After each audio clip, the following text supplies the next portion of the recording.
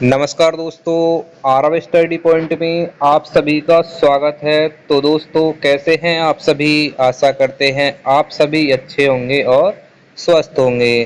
तो दोस्तों आपको पता है आपके डीएसएसबी पियोन से संबंधित एग्ज़ाम स्टार्ट हो गए हैं और ये एग्ज़ाम आपके 30 नवंबर तक चलने वाले हैं।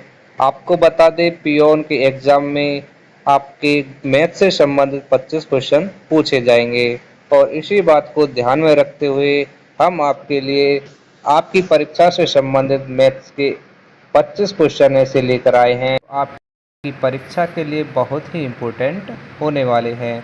तो दोस्तों वीडियो पर बने रहें और वीडियो को अंत तक ज़रूर देखें। और जिस भी स्टूडेंट का पियोन का आज एग्ज़ाम है वो कृपया करके वीडियो को अंत तक ज़रूर देखें। हम आपको लास्ट में एक क्वेश्चन होमवर्क के रूप में देंगे, उसका आंसर आपको कमेंट बॉक्स में देना है। और दोस्त अगर आप हमारे चैनल पर पहली बार आए हैं तो चैनल को सब्सक्राइब कर लीजिए और बेल आइकन को अवश्य दबा लीजिए, जिससे हमारी आने वाली वीडियो की नोटिफिकेशन आप तक पहुंचती रहे।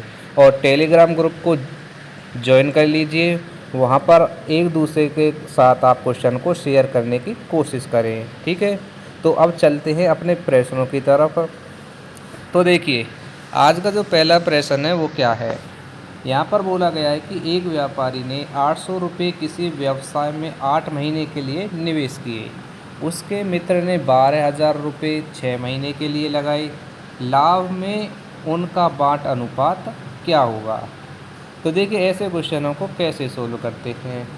तो यहाँ पर बोला गया है कि एक व्यापारी ने 8,000 रुपये व्यवसाय में 8 महीने के लिए निवेश किए। ठीक है, पहला जो व्यक्ति है उसको हमने ए मान लिया और उसने क्या किया कि 8,000 रुपये लगाए कितने महीने के लिए? 8 महीने के लिए। ठीक है, तो हमने 8,000 रुपये की गुणा कर दी 8 से। ठीक है, इसके बाद बोला है कि उसके मित्र ने 12,000 रुपये 6 महीने के लिए लगाए। उसके मित्र को हमने नाम दे दिया बी। ठीक है, और उसने कितने रुपये लगाए? उसने लगाए रुपये 12,000 रुपये। ठीक है, और कितने महीने के लिए लगाए? 6 महीने के लिए लगाई।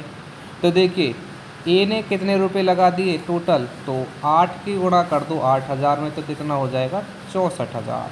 ठीक है, टोटल रुपये उसने व्यवसाय में लगा दिए ए ने 64,000 रुपये और बी ने टोटल रुपये व्यवसाय में कितने लगा दिए? तो 12,000 की गुणा 6 में कर दो तो कितना हो जाएगा? 12×6 = 72।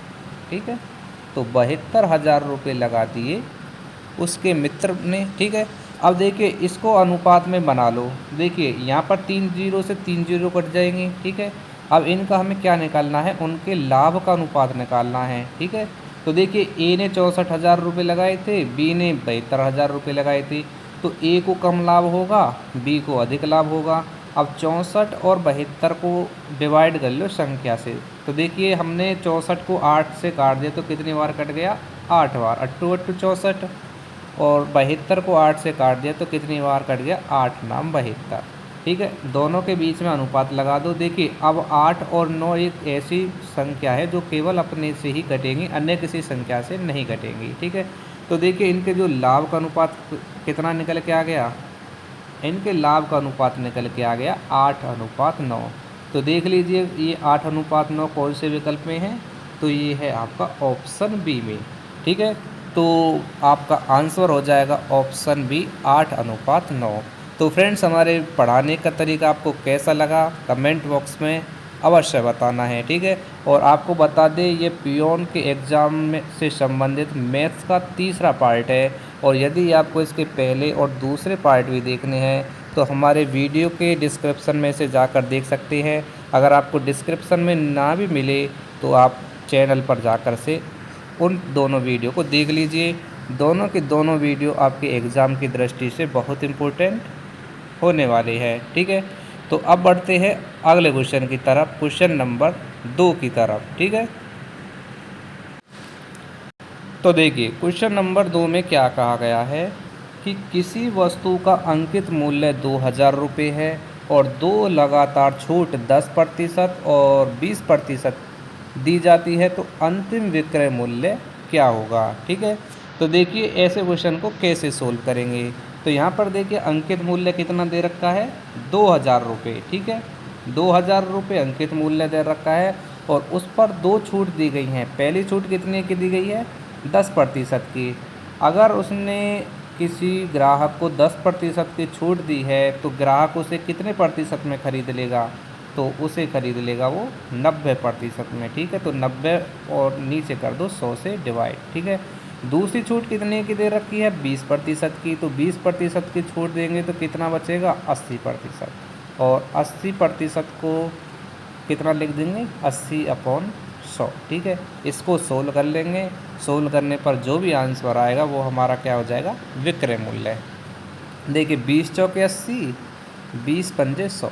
ठीक है, इसी प्रकार एक जीरो से एक जीरो काट गई। ठीक है, और एक जीरो से ये एक जीरो काट दी। ठीक है, 5 से अगर हम 200 में भाग करेंगे तो कितनी बार चला जाएगा, ये 40 बार। ठीक है, 5 चौके 20, जीरो लगा दी। अब 40 की 9 में गुणा करेंगे तो कितना हो जाएगा, 4 नाम 36, 360। और 360 की गुणा अगर हम 4 में कर दें तो कितना आ जाएगा, तो ये आ जाएगा आपका। देखिए 4 0 0, 4 6 24, हासिल के 2 बचे और 4 तिया 12 और 2 14। तो उसका अंतिम विक्रय मूल्य कितना आ गया, यानी कि दुकानदार ने वो वस्तु कितने रुपए में बेच दी, 1440 रुपये में। ये हो जाएगा आपके क्वेश्चन का आंसर। ठीक है, ऑप्शन हो जाएगा आपका बी सही। ठीक है, अब बढ़ते हैं अगले क्वेश्चन की तरफ। देखिए अगला क्वेश्चन आपका लिया गया है समय और दूरी से, चाल और दूरी। ठीक है, तो देखिए यहाँ पर क्या कहा गया है क्वेश्चन नंबर 3 में कि एक ट्रेन 90 किलोमीटर प्रति घंटे की गति से चल रही है और 500 मीटर लंबे प्लेटफॉर्म को पार करने में 30 सेकंड लेती है। ट्रेन की लंबाई क्या होगी। तो देखिए हमने सभी क्वेश्चनों के आंसर को आप शो कर रखा है, लेकिन इनके आंसर कैसे आए ये निकल के हम सोल्व करने के बाद आपको दिखा देंगे। ठीक है, तो देखिए यहाँ पर मान के चलिए ये हमने कोई ट्रेन बना ली और ये ट्रेन आपकी 90 किलोमीटर प्रति घंटे की चाल से चल रही है। ठीक है, और कितने किलोमीटर लंबे प्लेटफॉर्म को पार कर रही है, 500 किलोमीटर लंबे प्लेटफॉर्म को, सॉरी 500 मीटर है ये। ठीक है, 500 मीटर का ये प्लेटफॉर्म है, मीटर को एम लिख दिया। और इसे पार करने में कितना समय ले रही है, ये 30 सेकंड का। ठीक है, हमने इसको डायग्राम के अनुसार समझा रहे हैं जो आपके आसानी से समझ में आ सके। ठीक है, अब देखिए यहाँ पर पूछा गया क्या है, ट्रेन की लंबाई बताइए। तो लंबाई का मतलब होता है दूरी निकालना है। ठीक है, तो दूरी बराबर होता है चाल गुणा समय। दूरी बराबर होता है, क्या बताया, चाल गुणा समय, चाल गुणा समय।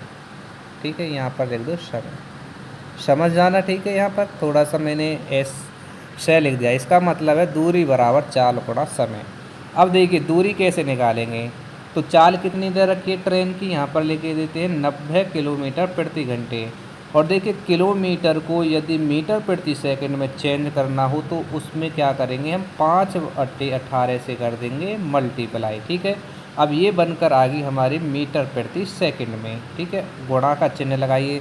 समय कितना दे रखा है, 30 सेकंड का, 30 से मल्टीप्लाई कर दो। ठीक है, तो आपकी दूरी निकल कर आ जाएगी कौन सी, जिसमें ट्रेन की लंबाई और प्लेटफॉर्म की लंबाई जुड़ी होगी। ठीक है, तो देखिए 18 से 90 कितनी बार कट जाएगा, ये 5 बार। 5 की गुणा 5 में करेंगे तो कितना हो जाएगा, 25। और 25 की 30 में गुणा करेंगे तो कितना हो जाएगा, 750 मीटर। ठीक है, टोटल दूरी निकल कर आ गई 750 मीटर। टोटल दूरी का मतलब ये है कि 750 मीटर में ट्रेन की लंबाई और 500 मीटर का प्लेटफॉर्म दोनों की लंबाई जुड़ी हुई है। ठीक है, अब देखिए ट्रेन और प्लेटफॉर्म दोनों की लंबाई कितनी है, 750 मीटर, जिसमें आपके प्लेटफॉर्म की जो लंबाई है वो कितनी दे रखी है, 500 मीटर। ठीक है, यदि हम इसमें से प्लेटफॉर्म की लंबाई को घटा दें टोटल लंबाई में से तो क्या निकल के आ जाएगी, ट्रेन की लंबाई निकल कर आ जाएगी। तो 750 में से यदि हम 500 को माइनस कर दें तो कितना बचेगा, 250। ठीक है, ये आपकी क्या निकल के आ जाएगी, ये निकल कर आ जाएगी आपकी ट्रेन की लंबाई। ठीक है, तो देखिए 250 मीटर क्या निकल के आ गया, ट्रेन की लंबाई ऑप्शन किस में है, ये ऑप्शन ए में। ठीक है, तो पढ़ाने का तरीका आपको कैसा लग रहा है, मैं आपसे बार बार रिक्वेस्ट करूँगा कि आप कमेंट बॉक्स में ज़रूर बता कर जाइए। ठीक है, देखिए अगर आप हमारे पढ़ाने का तरीका आपको अच्छा लगेगा तो हमें भी ऐसा लगेगा कि हाँ, हम आपके लिए अच्छी तरीक़ा से मेहनत कर रहे हैं और हम अच्छे से अच्छे क्वेश्चनों को आप तक पहुंचाने की ज़रूर कोशिश करेंगे। हालांकि हमने आपके लिए दो वीडियो बनाई हैं और दोनों वीडियो में आपने हमें बहुत सारा प्यार दिया है। ठीक है, उसके लिए आपके लिए बहुत बड़ा वाला थैंक यू। ठीक है, अब चलते हैं हम अगले वाले क्वेश्चन की तरफ, क्वेश्चन नंबर 4 की तरफ। तो देखिए अगला क्वेश्चन आपका नल टंकी से लिया गया है और मैं आपको बता दूं कि इस वीडियो में लगभग सभी चैप्टरों से संबंधित क्वेश्चन लिए गए हैं। ठीक है, और देखिए इन्हीं चैप्टरों के आधार पर आपको क्वेश्चन एग्ज़ाम में देखने को मिलेगा। अभी मैंने कल वाले वीडियो में देखा था, किसी स्टूडेंट ने कमेंट किया था कि पेपर में जो क्वेश्चन आ रहे हैं इसी के आधार पर आ रहे हैं, लेकिन ये क्वेश्चन नहीं आ रहे हैं। तो मैं आपको बता दूं, देखिए अगर आपको सोल्व करने का तरीका आपको पता चल जाएगा तो आप किसी भी क्वेश्चन को आसानी से सोल्व कर लेंगे। देखिए क्वेश्चनों का हम आधार बताते हैं, ज़रूरी नहीं है कि सेम टू सेम वही क्वेश्चन पेपर में आए। अब देखिए जैसे कि हमने यहाँ पर ये नल और टंकी का एक क्वेश्चन ले रखा है, अगर यहाँ पे 10 घंटे की जगह वो 12 घंटा कर दे और 15 घंटा की जगह 10 घंटा कर दे, तो इसका मतलब ये थोड़ी नहीं होगा कि ये क्वेश्चन पेपर में नहीं आया। लेकिन हमने क्या कहा कि उस क्वेश्चन के आधार पर क्वेश्चन तो हमने करा दिया। अगर आपको सॉल्यूशन समझ में आ जाएगा तो आप संख्या चेंज करके आ जाएंगे, तो उसमें क्या दिक्कत आ रही है। ठीक है, तो ये आपको समझना पड़ेगा। ठीक है, तो चलिए फिर अगला क्वेश्चन देखते हैं। क्वेश्चन नंबर 4 देखिए कि एक नल 10 घंटे में टंकी भरता है और दूसरा नल 15 घंटे में भरता है, तो दोनों मिलकर टंकी कितने समय में भरेंगे।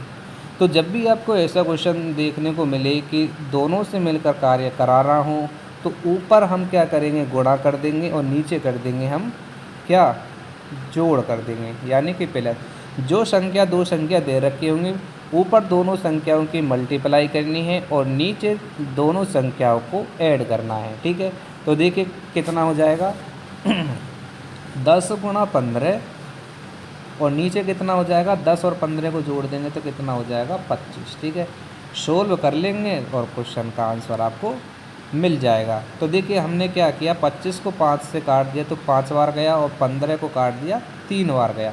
5 से 10 को काट कितनी बार जाएगा, ये 2 बार। और 2 की गुणा अगर हम 3 में कर देंगे तो कितना निकल के आ जाएगा 6। ठीक है, तो ये क्या निकल के आ गया आपके 6 घंटे। यानी कि दोनों नलों को अगर हम मिलकर चला दें तो वो टंकी को कितने समय में भर देंगे, 6 घंटे में। ठीक है, अब देखिए यहाँ पर हमने ये क्वेश्चन आपको सोल्व करा दिया। अब इस क्वेश्चन के आधार पर कोई सी भी संख्या दे दे, 10 घंटे में टंकी भरते हो या 12 घंटे में भरते हो, सॉल्यूशन हमने आपको करा दिया। ठीक है, संख्या आप चाहे कितनी भी चेंज कर ले, आप इस तरीका का अगर कोई क्वेश्चन आएगा तो आप उस क्वेश्चन को आसानी तरीके से पेपर में कर पाएंगे। ठीक है, तो देखिए इस क्वेश्चन का जो आंसर हो जाएगा 6 घंटे, यानी कि ऑप्शन आपका ए सही हो जाएगा। आगे देखिए अगला क्वेश्चन। अगले क्वेश्चन में क्या कहा गया है कि किसी कक्षा में लड़कों और लड़कियों का अनुपात 5:3 है। यदि कुल छात्र 64 हों तो लड़कों की संख्या कितनी है। तो देखिए यहाँ पर देखिए लड़के और लड़कियों की संख्या टोटल कितनी दे रखी है, यहाँ पर 64। ठीक है, और अनुपात में लड़के और लड़कियों की संख्या कितनी दे रखी है, लड़के को बी मान लिया और लड़कियों को जी लिख दिया, G4 गर्ल B4 बॉय। ठीक है, और इनका अनुपात कितना दे रखा है, 5:3। अब आपको ध्यान से समझना है आगे जो मैं बोल रहा हूँ। तो देखिए लड़के और लड़कियां का जो टोटल योग दे रखा है यहाँ पर 64 दे रखा है, लेकिन अनुपात में हम देखें तो कितना दे रखा है, 5:3। तो अनुपात में अगर हम इन दोनों को जोड़ें तो कितना हो जाएगा, 5 और 3 कितना हो जाएगा, 8। यानी कि अनुपात में देखिए लड़के और लड़कियों की संख्या तो कितनी है, 8, और कुल यहाँ पर कितनी दे रखी है, 64। यदि हम 8 का भाग 64 में कर दे तो कितनी बार चला जाएगा, ये 8 बार। ठीक है, ठीक है, अब ये जो 8 निकल के आया है, अगर इसकी गुणा हम यहाँ पर कर दें तो क्या निकल के आ जाएगा, लड़कों की संख्या। यानी कि 8 की गुणा 5 में करेंगे तो कितना हो जाएगा 40। ये निकल कर आ गई आपके लड़कों की संख्या। और यदि इस 8 की गुणा हम 3 में कर दें तो कितना हो जाएगा 8 तिया 24। ये निकल कर आ जाएगी आपकी क्या लड़कियों की संख्या। अब देखिए आपको इस क्वेश्चन में क्या पूछा गया है, यहाँ पर पूछा गया है लड़कों की संख्या। तो लड़कों की संख्या कितनी निकल कर आ गई 24। ये हो जाएगा हमारे इस क्वेश्चन का आंसर, यानी कि ऑप्शन बी। अगर इस क्वेश्चन में ही आपको लड़कियों की संख्या पूछ लेता तो आंसर हो जाता आपका 24। ठीक है। अब देखिए मैंने कहा था ना कि हम आपको क्वेश्चनों के आधार बताएंगे, लेकिन सोल्व आपको करना पड़ेगा। अब देखिए यहाँ पर मैं बोलूँ आपसे कि इस क्वेश्चन में आपसे पूछा गया था लड़कों की संख्या, और एग्ज़ाम में आपसे पूछने आ जाए कि उसमें लड़कियों की संख्या बताइए, तो हमने तो दोनों तरीक़ों को आपको बता दिया। अगर ऐसा तो नहीं हो सकता कि अगर इस क्वेश्चन में हमने लड़कों की संख्या बताई है, इस क्वेश्चन में निकालना को, तो एग्ज़ाम में लड़कों की ही संख्या पूछी जाएगी। हो सकता है इसी क्वेश्चन में वो पूछ ले कि लड़कियों की संख्या कितनी है, तो वो तो आपको सोल्व करना पड़ेगा नहीं। हमने दोनों तरीक़ा को बता दिया आपको। ठीक है, तो इसी के आधार पर ऐसे क्वेश्चन आते हैं। ठीक है, तो अब देखते हैं अगले क्वेश्चन को। क्वेश्चन नंबर 6 देखिए कि एक वस्तु को पहले 20% की छूट पर फिर 10% की छूट पर बेचा जाता है। यदि अंकित मूल्य 1500 रुपये है तो कुल छूट प्रतिशत कितना होगा। ये आपका देखिए डिस्काउंट से संबंधित क्वेश्चन आ गया। तो यहाँ पर बोल रहा है कि अंकित मूल्य कितना दे रखा है 1500 रुपये। ठीक है, 1500 रुपये पर पहली छूट है कितने रुपए की 20% की छूट बोल रहा है। तो देखिए 1500 का 20% अगर हम निकालेंगे तो कितना बचेगा 80%। ठीक है, 80% का मतलब 80/100। उसके बाद बोल रहा है वो 10% की छूट पर बेचा जा रहा है, तो ग्राहक को कितने रुपए में बेचेगा वो 90% में। ठीक है, तो 90 और नीचे कर दो 100 से भाग। इसको सोल्व करो तो कितना निकल के आएगा। देखिए 1 0 से यहाँ पर 1 0 काट दो, 20 चौके 80, 20 पंजे 100।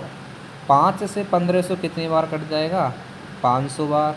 ठीक है, सॉरी 1 मिनट दोबारा से देख लीजिए। यहाँ पर कितना दे रखा है अंकित मूल्य 1500 रुपये, और पहली छूट कितनी दे रखी है 20% की, तो इसे लिख दो 80/100। और दूसरी छूट दे रखी है 10% की, तो इसे लिख दो 90/100। ठीक है, अब इसको सोल्व करेंगे तो देखिए 2 0 से यहाँ पर 2 0 काट दी हमने, 1 0 से 1 0 काट दी, और यहाँ पर 1 0 से ये 1 0 काट दी, तो कितना हो जाएगा ये 15 8 120। ठीक है, 120 की अगर 9 में गुणा कर दे तो कितना हो जाएगा 12 निम्मा 108। यानी कि उसे 20% की छूट और 10% की छूट देने के बाद उसने ग्राहक को वो वस्तु कितने रुपए में बेच दी 1080 में। लेकिन यहाँ पर बोला गया है कि छूट को प्रतिशत के रूप में दिखाना है। ठीक है, और ये क्या निकल के आई है छूट संख्या में निकल के आई है। तो देखिए यहाँ पर अंकित मूल्य कितने का था 1500 रुपये का। ठीक है, और उसने छूट देने के बाद कितने रुपए में बेच दी 1080 रुपये में। ठीक है, तो 1080 को इसमें से माइनस कर दो। ठीक है, तो कितना निकल के आ जाएगा, कितने रुपए का ये इसमें निकल के आ जाएगी छूट। देखिए ये हो जाएगी 0, 10 में से 8 गई तो 2, और यहाँ पे बचा 4। यानी कि 1500 रुपये की वस्तु को 2 छूट देने के बाद उसे कितने रुपए में वो वस्तु बेची थी 1080 में। यानी कि उसने कितने ग्राहक को कितने रुपए का उसमें फ़ायदा हो गया 420 का, और ये 420 रुपये का फ़ायदा किस पर हुआ था 1500 रुपये पर। ठीक है, तो 1500 का पर फ़ायदा हुआ था ना ये। अब प्रतिशत में पूछा है तो प्रतिशत के लिए 100 से कर दो मल्टीप्लाई। ठीक है, 100 से मल्टीप्लाई कर दो यहाँ पर, तो कितना हो जाएगा देखिए 100 से ये 2 0 कट जाएंगे, और 15 का भाग यदि हम 420 में करेंगे तो कितनी बार चला जाएगा। देखिए 15 दूनी 30, कितने बचे यहाँ पर 12 बचे, 120 हो जाएगा, 15 अट्ठे 120। यानी कि प्रतिशत में उसे कितने रुपए का लाभ हो जाएगा, ग्राहक को लाभ हो जाएगा ये 28% का, और ये जो दुकानदार उसे कितने प्रतिशत की छूट पर दे देगा, 28% पर। ठीक है, दोनों को बता दिया। अगर दुकानदार की बात करें तो उसने टोटल छूट कितने रुपए की दी थी, 28% की। ठीक है, और ग्राहक को कितने रुपए के उसमें लाभ हो गया, 28% का। ठीक है, तो देखिए एक तो करने का तरीका आपका ये हो गया 28% का। ठीक है, अगर आप कहें तो इसका दूसरा सॉल्यूशन भी हम आपको करा देते हैं। ठीक है, देखिए इसी क्वेश्चन का दूसरा तरीका देख लीजिए, और बहुत ही आसान तरीका बताऊंगा मैं। देखिए पहला तरीका थोड़ा सा लॉन्ग हो गया था, कोई बात नहीं। देखिए आसान तरीका देख लीजिए। अगर आपको 2 छूट दे रखी हों तो उसको टोटल छूट कैसे निकालेंगे। ठीक है, तो यहाँ पर ये जो अंकित मूल्य दे रखा है इसका कोई लेना देना नहीं है। अगर आपको ऐसा क्वेश्चन देखने को मिले तो देखिए एक होता है सदाबहार नियम बोलते हैं, उसे बोलते हैं प्लस माइनस का एक्स, प्लस माइनस का वाई, और प्लस माइनस का एक्स वाई अपॉन 100। ठीक है, इसके नियम के आधार पर हम इस क्वेश्चन को सोल्व कर लेंगे। तो देखिए 20% की छूट को कितना लिख देंगे यहाँ पर, माइनस का 20। अगर छूट दे रखी है तो माइनस का लिखो, अगर लाभ दे रखा है तो प्लस का लिखो। ठीक है, दोनों को याद रखना है। पहली छूट कितनी दे रखी है, 20% की। उसके बाद दूसरी छूट कितनी दे रखी है, 10% की। ठीक है, मैंने बताया था अगर छूट दे रखी हो तो माइनस का लेके चलना पड़ेगा। अब देखिए यहाँ पर माइनस, यहाँ पर माइनस, तो माइनस की गुणा अगर माइनस में करेंगे तो क्या हो जाएगा, प्लस। ठीक है, यहाँ पर प्लस हो जाएगा। और देखिए एक्स वाई का मतलब ये है कि दोनों संख्याओं की आपस में कर दो गुणा, तो 20 गुणा 10, 20 गुणा 10, और नीचे कितने से भाग करना है, 100 से। इसको सोल्व कर लो, आपका आंसर आ जाएगा। देखिए 2 जीरो से 2 जीरो कट जाएंगे ये ऊपर, तो ऊपर कितना बचा, 2। ये 20 और 10 कितना हो जाएगा, माइनस का 30, प्लस 2 यहाँ पर दे रखा है, तो 30 में से यदि 2 को घटा देंगे तो कितना बचेगा, माइनस का 28। यानी कि माइनस का ये बता रहा है कि आपने क्या करा है, यहाँ पर छूट दी है। ठीक है, तो कितने प्रतिशत की छूट दी है, 28% की। अब देखिए मैंने आपको दोनों तरीका बता दिए हैं, जिस तरीका से आपको जल्दी समझ में आ जाए उसी तरीका से आपको क्वेश्चन को सोल्व कर लेना है। ठीक है, तो देखिए इस क्वेश्चन का जो सही आंसर क्या हो गया, ऑप्शन बी 28%। ठीक है, अब बढ़ते हैं अगले क्वेश्चन की तरफ। देखिए अगला क्वेश्चन आपका क्या दिया है, इसमें बोला गया है कि यदि किसी संख्या का 40% दूसरी संख्या के 60% के बराबर है, यदि पहली संख्या 90 है तो दूसरी संख्या ज्ञात कीजिए। ठीक है, तो देखिए अब इस क्वेश्चन को सोल्व करते हैं। हमने 2 संख्या ले ली, पहली संख्या ए मानी और पहली संख्या ये लिख ली, और दूसरी संख्या सेकंड ये होगी। इसमें बोला है कि पहली संख्या का 40%, यानी कि पहली संख्या ये है मल्टीप्लाई 40/100। दूसरी संख्या जो दे रखी है उसका कितना प्रतिशत है, 60%, 60/100। ठीक है, ये बोल रहा है कि पहली संख्या का 40% और दूसरी संख्या का 60% दोनों क्या है, आपस में बराबर। ठीक है, और मैंने आपको बताया था कि बराबर में एक जैसी संख्या कट जाएंगी, तो 100 से नीचे की 100 कट जाएगी, और 20 और ऊपर कितना बचा, 20 से 40 को काटो, 20 दूनी 40, 20 तिया 60। यानी कि पहली संख्या और दूसरी संख्या का जो अनुपात आ गया वो कितना आ गया। देखिए पहली वाली संख्या का अनुपात इधर वाला होगा संख्या, और सेकंड वाली संख्या का अनुपात जो होगा पहली वाली संख्या होगा। तो देखिए यहाँ पर पहली संख्या का इधर वाली संख्या कितनी आ गई, 3 फर्स्ट, और सेकंड वाले का अनुपात कितना आ गया, 2। यानी कि पहली संख्या और दूसरी संख्या का अनुपात कितना आ गया, 3:2। ठीक है, अब देखिए यहाँ पर बोल रहा है कि यदि पहली संख्या कितनी है, 90, और यहाँ पर पहली संख्या कितनी दे रखी है, 3, तो 90 से कितने गुना है ये, 3, मतलब 90 3 से कितना गुना है, ये 30 गुना। ठीक है, तो 30 की गुणा अगर हम इसमें 2 में कर दे तो कितना हो जाएगा, 60। 30 की गुणा अगर हम 2 में कर दे तो कितना हो जाएगा, 60। यानी कि दूसरी संख्या हमारी निकल कर आ जाएगी 60। ठीक है, ये हो जाएगा इस क्वेश्चन का सही आंसर। इस क्वेश्चन को देखिए, यहाँ पर बोल रहा है कि एक आदमी किसी वस्तु को 20% हानि पर बेचता है और यदि वह 750 रुपये में बेचता तो 10% का लाभ होता। क्रय मूल्य क्या है? तो देखिए ऐसे क्वेश्चन को कैसे सोल्व करेंगे। यहाँ पर बोला है कि किसी वस्तु को अगर वो 720 रुपये में बेचता है तो उसे 20% की हानि होती है। यानी 20% की हानि तब होती है जब उसने किसी वस्तु को 720 रुपये में बेचा था। यानी कि उसने वस्तु 720 से ज़्यादा की खरीदी थी। इसका मतलब ये तो आपको पता ही चल रहा होगा कि 720 में अगर उसने बेची है तो ये बोल रहा है कि 20% की हानि हो गई।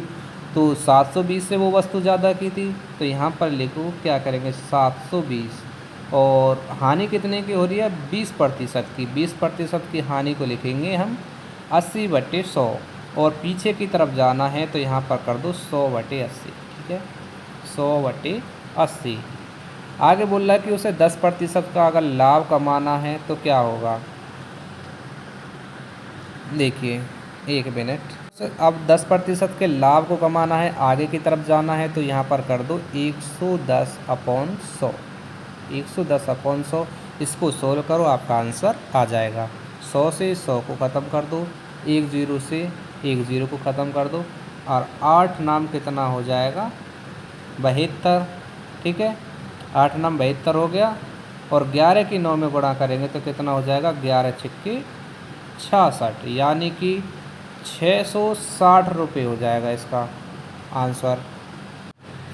देखिए फ्रेंड्स इस क्वेश्चन में थोड़ा सा मिस्टेक लग रहा है हमको। ठीक है इस क्वेश्चन को हम अगली नेक्स्ट वीडियो में देखकर करा देंगे। अगर आपको इस क्वेश्चन के बारे में थोड़ी सी जानकारी है तो कमेंट बॉक्स में हमारे साथ ज़रूर साझा करिए। ठीक है नहीं तो इस क्वेश्चन को हम नेक्स्ट वीडियो में आपको करा देंगे। ठीक है तो देखिए अगला क्वेश्चन देख लेते हैं। इससे पहले देखिए यहाँ पर एक क्वेश्चन, अगला क्वेश्चन क्या है, क्वेश्चन नंबर 10 कि एक बस 40 किलोमीटर प्रति घंटे चलने पर 6 घंटे चलती है और फिर 60 किलोमीटर प्रति घंटे 4 घंटे चलती है, तो बस की औसत गति क्या है। तो देखिए औसत गति का जो सूत्र होता है ये होता है कुल दूरी बटे कुल समय। तो देखिए 40 किलोमीटर प्रति घंटे की चाल से 6 घंटे चल रही है तो टोटल दूरी कितना आ जाएगा 40 गुणा 6 बराबर 4×6 = 240 किलोमीटर। उसके बाद 60 किलोमीटर प्रति घंटे के हिसाब से कितना चल रही है 4 किलोमीटर 4 घंटे, तो कितना हो जाएगा 4×6 = 24, ये भी 240 किलोमीटर चली। यानी कि 240 और 240 कितना हो जाएगा 448 किलोमीटर। ठीक है वो 448 किलोमीटर कितने घंटे में चली, पहले घंटे 6 चली, दूसरी बार कितना चली 4 घंटे। यानी कि टोटल उसने 480 किलोमीटर की दूरी कितने घंटे में तय कर ली 10 घंटे में। 10 के हिसाब से उसकी चाल कितनी हो जाएगी 48 किलोमीटर प्रति घंटे। यानी कि ऑप्शन सी इसका सही आंसर हो जाएगा। फ्रेंड्स वीडियो आपकी काफ़ी लंबी हो जाएगी इसलिए क्वेश्चनों को हम जल्दी से सोल्व करा देते हैं। ठीक है देखिए अभी क्वेश्चन आपके 10 सोल्व हुए हैं और वीडियो आपकी लगभग आधे घंटे की हो चुकी है। ठीक है इसलिए थोड़ा सा हम फास्ट तरीके से चलते हैं। देखिए अगला क्वेश्चन देख लीजिए। यहाँ पर बोल रहा है कि एक वृत्त की त्रिज्या 7 सेंटीमीटर है, यदि पाई का मान दे रखा हो 22/7 तो उसका क्षेत्रफल क्या होगा। ये वृत्त है, इसकी कोई त्रिज्या है और उसकी त्रिज्या कितनी दे रखी है 7 सेंटीमीटर। ठीक है वृत्त का जो क्षेत्रफल निकालना है, यहाँ पर वृत्त का क्षेत्रफल होता है πr²। ठीक है पाई का मान यहाँ पर दे रखा है कितना है 22/7 और आर का मान कितना दे रखा है 7। 7 का वर्ग यानी कि 7 की 2 बार गुणा कर दो तो देखिए 7 से 7 खत्म हो जाएगा, 22 होता है 154। ठीक है यानी कि इसका जो क्षेत्रफल हो जाएगा वो हो जाएगा 154। ऑप्शन हो जाएगा आपका सी सही। ठीक है देखिए फ्रेंड्स ऐसा नहीं है कि अगर हम क्वेश्चन को फास्ट तरीके से कराएंगे तो आपकी समझ में नहीं आएगा, थोड़ा सा स्पीड थोड़ी तेज़ हो जाएगी लेकिन आपको समझ में अच्छी तरीके से आएगा। ठीक है देखिए अगला क्वेश्चन देख लेते हैं। अगला क्वेश्चन देखिए यहाँ पर बोल रहा है कि एक कार्य को ए और बी मिलकर किसी कार्य को 20 दिन में करते हैं, बी अकेला 30 दिन में कार्य को पूरा करता है, तो ए अकेला उस कार्य को कितने दिन में पूरा करेगा। देखिए मैंने एक क्वेश्चन आपको पहले बताया कि यदि ए और बी 2 दे रखे हों व्यक्ति और दोनों मिलकर कार्य करें तो क्या करना है, दोनों संख्याओं की ऊपर गुणा करनी है और दोनों संख्याओं को नीचे जोड़ना है। ठीक है, अगर आपसे बोले कि दोनों में से किसी एक के द्वारा कार्य कराना है तो हम क्या करेंगे, ऊपर तो कर देंगे गुणा और नीचे दोनों संख्याओं का क्या कर देंगे, अंतर। ठीक है, तो यहाँ पर किसी एक से कार्य कराना है तो देखिए यहाँ पर ए से कार्य करा रहा है, ए से कार्य कराए या बी से कराए, यानी कि दोनों व्यक्तियों में से किसी एक से कार्य कराए तो ऊपर गुणा नीचे माइनस। ठीक है, तो लगाइए सूत्र में, कितना है 20 गुणा 30 और दोनों का अंतर कितना है 10। ठीक है, एक जीरो से एक जीरो काट दीजिए, 30 दूनी कितना हो जाएगा 60, यानी कि ए अकेला अगर उस कार्य को करेगा तो कितने दिन में कर देगा, 60 दिनों में। ये हो जाएगा इस क्वेश्चन का सही आंसर। ठीक है, अब चलते हैं क्वेश्चन नंबर 13 की तरफ। यहाँ पर देखिए बोला है कि किसी वस्तु की कीमत पहले 25% कम कर दी और बाद में 20% बढ़ा दी, तो अंतिम मूल्य मूल मूल्य का कितना प्रतिशत होगा। ठीक है, देखिए कैसे सोल्व करेंगे इस क्वेश्चन को। यहाँ पर देखिए हमने मान के चला कि पहले संख्या कितनी थी, वो 100% थी। ठीक है, इसमें हमने 25% की कमी कर दी, तो 25% की कमी का मतलब है 75 थी। ठीक है, अब इसके बाद ये बोल रहा है कि बाद में 20% बढ़ा दी, यानी कि 75 का हम 20% बढ़ाएंगे तो ये हो जाएगा 120/100। ठीक है, 120/100, तो इसको काटो, 25 चौके 100 और 25 थी कितना हो जाएगा 75, 4 से काट दो 120 को, कितनी बार कट जाएगा ये 30 बार, और 30 की गुणा अगर 3 में करेंगे तो कितना हो जाएगा 90। यानी कि किसी वस्तु की कीमत 100 थी और 20 लास्ट में उसकी जो कीमत है वो कितनी रहेगी 90 की। तो देखिए कितने का अंतर आ गया आपका 90 का, इसमें 90 और 10, इसमें 100 में जो अंतर आया वो आया 10 का। आइए बोला है कि अंतिम मूल्य मूल मूल्य का कितना प्रतिशत है, यानी कि अंतिम मूल्य कितना है 90 और मूल मूल्य कितना है 100। ठीक है, तो देखिए 90 100 का कितना प्रतिशत है, 100 से इसमें मल्टीप्लाई करेंगे तो 100 से 100 खत्म हो जाएगा, यानी कि 90 इसका आंसर आ जाएगा, ऑप्शन बी। यानी कि अंतिम मूल्य जो है मूल मूल्य का कितना प्रतिशत है 90%। ठीक है, एक इस क्वेश्चन को इस तरीक़ा से कर लो, या फिर एक क्वेश्चन ये जो इसका जो आंसर है दूसरे तरीके से भी हम बता सकते हैं। ठीक है, चलिए तो एक बार उस क्वेश्चन इसका तरीके को भी देख लीजिए। देखिए यहाँ पर कह रहा है कि पहले जो कमी आई 25% की। ठीक है, यानी कि 25 कर दो, उसके बाद उसमें वृद्धि कितने की कर दी 20% की, इसको प्लस कर दो। अभी मैंने थोड़ी देर पहले एक सूत्र बताया था कि प्लस माइनस एक्स वाला करके जो था। अब देखिए यहाँ पर माइनस यहाँ पर प्लस, तो प्लस माइनस होता है माइनस। अब दोनों की गुणा कर दो, 25 की अगर 20 में गुणा करेंगे तो कितना हो जाएगा 25 दूनी 50, यानी कि हो जाएगा 500 और नीचे कितना होगा 100 से मल्टीप्लाई। ठीक है, दोनों जीरो से दोनों जीरो को काट दो, माइनस वाली संख्याओं को जोड़ दो, कितना हो जाएगा 25 और 5 कितना हो जाएगा 25 और 5 कितना हो जाएगा 30, 30 में से 20 को कम कर देंगे तो कितना हो जाएगा माइनस का 10, यानी कि माइनस का 10 ये बता रहा है कि मूल मूल्य जो कितना हो जाएगा ये हो जाएगा 90, क्योंकि देखिए माइनस में आ रहा है और 100 में से अगर 10 को माइनस करेंगे तो कितना हो जाएगा 90। सेकंड तरीका आपका ये हो गया। ठीक है, दोनों तरीके बता दिए हमने। अब देख लेते हैं अगला क्वेश्चन। देखिए यहाँ पर बोला है कि किसी संख्या में 20% बढ़ाने के बाद 20% घटा दिया जाए तो अंतिम प्रभाव क्या होगा। अभी इसी से पहले जो अभी मैंने सेकंड तरीका बताया उसी के आधार पर ये क्वेश्चन है।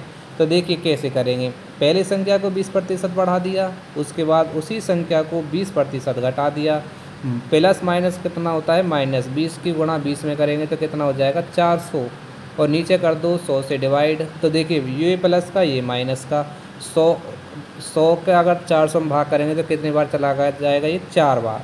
माइनस का आ रहा है तो ये बता रहा है कि संख्या में क्या हो गया कमी आ गई, कितने की आ गई 4% की। ये हो जाएगा इसका आंसर, 4% की क्या होगी हानि। ठीक है, और देखिए फ्रेंड्स आपसे मैंने कहा है कि अगर पढ़ाने का तरीका आपको पसंद आ रहा है तो वीडियो को लाइक करें, ज़्यादा से ज़्यादा शेयर करें और एक प्यारा सा कमेंट हमको कर बताइए कि सर आपके पढ़ाने का तरीका हमको अच्छा लग रहा है, और इसी के आधार पर और वीडियो हमको बना कर दीजिए। तो हमको क्या लगे, हमको बहुत अच्छा लगेगा जब आप ऐसे क्वेश्चन ऐसे मैसेज हमको करेंगे। ठीक है, तो देखिए फ्रेंड्स आपके लिए मेहनत करी जा रही है और देखिए हम एक एक वीडियो में देखिए कितना कितना समय ले रहे हैं आपको समझाने में। तो आपका तो फ़र्ज़ ज़रूर बनता है कि हमारे लिए एक कमेंट एक लाइक अवश्य करते जाइए, ठीक है। देखिए अगला क्वेश्चन देख लेते हैं कि एक स्कूल में छात्रों की संख्या 1200 है और प्रवेश में कितने प्रतिशत की वृद्धि होगी, 15% की। तो अब कुल छात्र कितने हैं। देखिए फ्रेंड्स बहुत ही आसान क्वेश्चन है। यहाँ पर बोल रहा है कि छात्रों की संख्या पहले कितनी थी, 1200 और उसमें 15% की वृद्धि होगी, यानी कि 115 बटे नीचे हो जाएगा 100। सोल्व करो आंसर आ जाएगा। देखिए 2 जीरो से 2 जीरो काट दो और 12 के गुणा अगर 115 में करेंगे तो कितना आ जाएगा, 12 पंजे 60, 12 कम 12 और 6 कितना हो गया 18, 12 कम 12 और 1 13, यानी कि 15% की वृद्धि करने के बाद अब कुल छात्रों की संख्या कितनी होगी, 1380। ऑप्शन सी इसका सही आंसर। आगे देख लीजिए यहाँ पर एक क्वेश्चन कार्य और समय का है, आसान क्वेश्चन है। इसका आंसर आपको होमवर्क के रूप में देना है, ज़्यादा बड़ा क्वेश्चन नहीं है फ्रेंड्स। इसलिए देखिए जो क्वेश्चन हमको लग रहा है कि ज़्यादा ही आसान है, हम उन क्वेश्चनों को आपको होमवर्क दे रहे हैं, ठीक है। ज़्यादा हार्ड क्वेश्चन जो आएगा उसे हम करा देते हैं। और देखिए जो जो क्वेश्चन हम आपको होमवर्क में दे रहे हैं कृपया करके उनका आंसर ज़रूर देने की कोशिश करें, ठीक है। तभी हमको पता चलेगा कि हाँ हम जो आपको पढ़ा रहे हैं वो आपकी समझ में आ रहा है, ठीक है। अगर आप कमेंट नहीं करेंगे तो हमें क्या पता चल रहा है कि हम आपको जो क्वेश्चन दे रहे हैं आपकी समझ में आ रहे हैं या नहीं आ रहे, ठीक है। तो आंसर देने की ज़रूर कोशिश करें, चाहे थोड़ा सा टाइम लग जाए, ठीक है। अब देखिए अगला क्वेश्चन देख लीजिए। किसी वस्तु को 840 में बेचने पर 20% का लाभ होता है तो क्रय मूल्य क्या है। यानी कि ये कहना चाह रहा है कि अगर यहाँ पर 20% का हम लाभ नहीं देते तो वो वस्तु कितने रुपए की थी। तो ठीक है, यहाँ पर लाभ देने के बाद ये कितने की बेच रहा है, 840 की। अगर हम लाभ नहीं दें तो वो कितने रुपए की वस्तु थी, ठीक है। तो इसका मतलब ये है कि उल्टी गुणा कर दो, 20% के लाभ को लिख दो 100/120, ठीक है। इसको सोल्व करेंगे आंसर आ जाएगा। देखिए 1 जीरो से ये 1 जीरो कट गई, 12 सत्ते कितना हो जाएगा 84, 70 की गुणा 10 पे करेंगे तो कितना हो जाएगा 700। यानी कि उस वस्तु की जो मूल कीमत थी वो थी 700 रुपये और उस पर 20% का जब 20% की जब इसमें लाभ लिया गया था तब जाकर वो 840 रुपये की बन गई थी, ठीक है। तो वस्तु का जो क्रय मूल्य था 700 रुपये था, ठीक है। अब देखिए क्वेश्चन नंबर 18। क्वेश्चन नंबर 18 है कि पहले कार 2 घंटे 60 किलोमीटर की गति से और अगले 3 घंटे 80 किलोमीटर की गति से चलती है, तो कुल दूरी बताइए। तो दूरी बराबर मैंने बताया था क्या होता है, दूरी बराबर होता है चाल गुणा समय, चाल गुणा समय, ठीक है। अभी मैंने बता दिया था। तो देखिए चाल कितनी दे रखी है यहाँ पर देख लीजिए। पहले जो कार चल रही है 60 किलोमीटर प्रति घंटे की चाल से और कितने समय, 2 घंटे, तो टोटल दूरी कितनी होगी 120। उसके बाद 3 घंटे वो चल रही है 80 किलोमीटर प्रति घंटे के हिसाब से, तो टोटल दूरी कितनी होगी इसकी 8 या 24। तो दोनों को जोड़ दो, 120 और 240 कितना हो जाएगा, दोनों को जोड़ लेना 320 होगा इसका आंसर, ठीक है। कुल दूरी आपकी जो निकल कर आ जाएगी 320 आ जाएगी। आगे देख लीजिए अगला क्वेश्चन, अनुपात अनुपात से क्वेश्चन है। यहाँ पर बोल रहा है कि A अनुपात B कितना है, 3:4 और B अनुपात C का मान कितना दे रखा है, B अनुपात C का मान दे रखा है 2:2। तो B का मान कैसे रखेंगे, जो 4 दे रखा है उसके नीचे लिखो 2 और अनुपात में लिख दो 5, ठीक है। यहाँ पर जो संख्या दे रखी है उसके सामने वाली संख्या जो दे रखी है उसे लिखो और इसी प्रकार इधर जो खाली स्थान है जो संख्या इधर दे रखे उसे लिखो, यानी कि 2। 3 की गुणा 2 में करो 6, 4 की गुणा 2 में करो 8, 4 की गुणा 5 में करो कितना हो जाएगा 20। पूछा किसका मान है, A अनुपात C का मान। A कितना है 6, C कितना निकला 20। दोनों को काट लो, 2 से कट जाएगा, 2 3 6, 2 से 10 कट जाएगा, ये 20। आंसर आ जाएगा 3:10। ऑप्शन हो जाएगा आपका ए सही। अब देखिए फ्रेंड्स ये आपका एक लास्ट क्वेश्चन बचा हुआ है, ठीक है। और इसके बाद हम अपनी वीडियो को यहीं समाप्त कर देंगे क्योंकि वीडियो आपकी बहुत लंबी हो जाएगी। देखिए हार्ड लेवल के क्वेश्चन थे, आपके कहने पर हमने हार्ड लेवल के क्वेश्चन कराए हैं, क्योंकि इससे पहले जो 2 पार्ट कराए थे उसमें बच्चों का कमेंट आया था कि सर आप थोड़ा सा हार्ड लेवल कराइए। तो देखिए अगर हम हार्ड लेवल के क्वेश्चन आपको कराएंगे तो उसमें टाइम तो लगेगा ही, ठीक है। अगर टाइम लगेगा तो वीडियो आपकी लॉन्ग हो जाएगी, ठीक है। तो लॉन्ग वीडियो हो जाएगी, कोई दिक्कत नहीं आ रही, लेकिन क्वेश्चन आपके समझ में ज़रूर आने चाहिए, ठीक है। तो देखिए ये आपका अंतिम क्वेश्चन है, इसको देख लेते हैं। आयु से संबंधित क्वेश्चन है। ये बोल रहा है क्वेश्चन नंबर 20 में कि ए और बी की आयु का योग वर्तमान में 50 साल है, 5 वर्ष बाद उनकी आयु का अनुपात क्या होगा, ठीक है।